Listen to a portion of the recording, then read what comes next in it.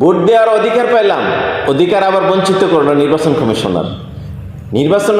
কমিশনারের প্রযুক্তিগত কারণে তাদের অবহেলিত প্রবাসীদেরকে সঠিক ব্যবস্থাপনা না দেওয়ার জন্য আমরা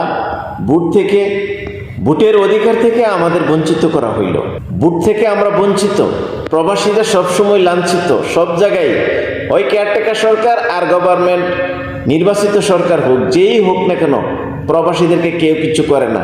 আমরা দীর্ঘ 18টা বছর পর অপেক্ষায় ছিলাম যে নিজের অধিকার প্রয়োগ করব, এই অধিকার থেকে আজকে বঞ্চিত করলো এই ইউনূস সরকার এবং ইউনূস সরকারের নির্বাচন কমিশনাররা।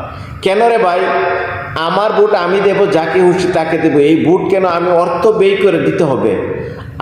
ইমিরেটস পোস্ট অফিস থেকে আমার একটা মেসেজ এসেছে যে আপনার একটা পার্সেল আসছে, আপনি যদি আয়সা নেন আপনার অর্থ লাগবে না, আর আপনি যদি না আসেন আপনাকে 30 দিরহাম খরচ করতে হবে। 30 দিরহাম প্রায় বাংলাদেশের 1000 টাকা। কেন আমি 1000 টাকা দিয়ে আমার এটা আনবো? সরকার কি পারলো না? শুধুমাত্র আমাকে দিয়ে কেন, প্রত্যেকটা প্রবাসীদেরকে তো তাদেরকে বঞ্চিত করা হচ্ছে। এই সরকার এত কিছু খরচ করলো এবং কোটি কোটি টাকা খরচ করতেছে নির্বাচনের উসিলা, কিন্তু প্রবাসীদেরকে কিছু ফ্রি দিতে পারলো না। আমরা কেন আমাদের ভোটটা গিয়ে আমাদের নির্ধারিত অ্যাড্রেস বলা হয়েছিল, অ্যাড্রেস দিলে অ্যাড্রেসের মাধ্যমে আসবে, সরকার পৌঁছাইবে। কোথায় সরকার পৌঁছাইলো? তারা একটা নির্ধারিত একটা ডিস্ট্রিক্টের পোস্ট অফিসে রাখছে, ওইখান থেকে যদি আপনি আনেন গিয়ে আনতে পারবেন, আর যদি না আনেন আপনাকে ডোর টু ডোর পৌঁছাইব, আপনাকে 30 দিরহাম পে করতে হবে। কার ঠেকা ফের রয়েছে? কোন প্রবাসীরা এটা করতে যাবে? তাদের ছুটি অথবা তাদের কর্মব্যস্ততার কারণে কেন এটা করতে যাবে? সরকার কি এই সুযোগ সুবিধা আমাদেরকে দিতে পারলো না? তো কাকে আপনি ভালো বলবেন?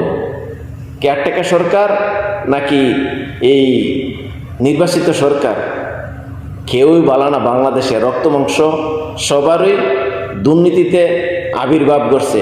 কোটি কোটি টাকা প্রবাসীদের ভোট দেওয়ার অধিকার বললে আদায় করছে, আজকে এটা থেকে আমাদেরকে বঞ্চিত করলো। ভালো থাকবেন।